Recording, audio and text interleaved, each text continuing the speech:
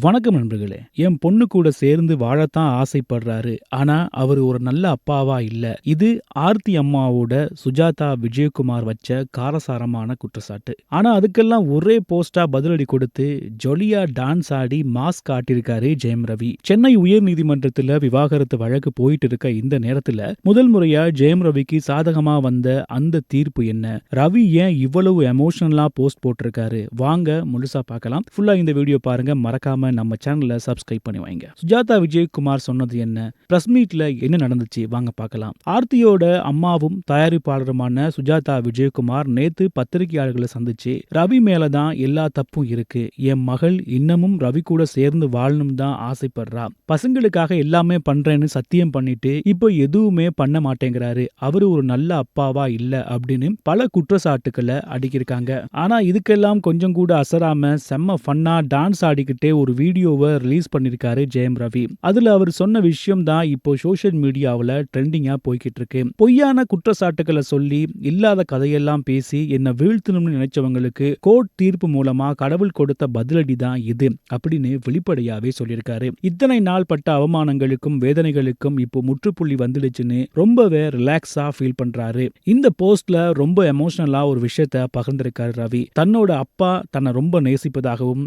தன்னோட அப்பா ஒரு பெரிய தூண் மாதிரி எனக்கு இருப்பதாகவும் அப்புறம் என்னை கட்டிப்பிடிச்சு பாராட்டினதாகவும் இப்படி பல விஷயங்களை அவர் சொல்லியிருக்காரு. துரோகமும் வன்மமும் நிறைந்த குடும்பத்துக்கு நடுவுல வாழ்ந்த எனக்கு இப்போதான் பெற்றோரோட உண்மையான அன்பு கிடைச்சிருக்கு அப்படின்னு ஓப்பனா சொல்லியிருக்காரு. என் பிள்ளைகளுக்கு அப்பாவோட ஆதரவு எவ்வளவு முக்கியங்கிறத இப்ப எல்லோரும் உணர்ந்திருப்பாங்க. மகன்களை பாக்குறதுக்கான போராட்டத்துல இப்போ எனக்கு நீதி கிடைச்சிருக்கு. எங்களை முடக்க நினைச்சவங்க முன்னாடி நாங்க இன்னும் பல மடங்கு வேகத்தோடையும் ஆட்டத்தோடையும் முன்னேறி போயிட்டே இருப்போம். நடக்கிறதெல்லாம் நல்லதுக்கே அப்படின்னு ரொம்ப கெத்தா சொல்லியிருக்காரு ஜெயம் ரவி. ஒரு பக்கம் மாமியார் சுஜாதா விஜயகுமாரோட குற்றச்சாட்டுகள், இன்னொரு பக்கம் ஜெயம் ரவியோட இந்த எமோஷனல் கொண்டாட்டம். நீதிமன்ற தீர்ப்பு மூலமா தன் பிள்ளைகளை பார்க்கிற உரிமையையும் நீதியும் ரவி வாங்கிட்டாரு அப்படிங்கிறது தெரியுது. இந்த விவகாரத்துல ஜெயம் ரவி எடுத்த இந்த முடிவு பத்தியும் அவர் கொடுத்த அறிக்கை பற்றியும் நீங்க என்ன நினைக்கிறீங்க அப்படிங்கறத கமெண்ட்ல சொல்லுங்க. மறக்காம நம்ம சேனலை சப்ஸ்கிரைப் பண்ணி வைங்க. இன்னொரு வீடியோல உங்களை சந்திக்கிறேன். வணக்கம் நண்பர்களே.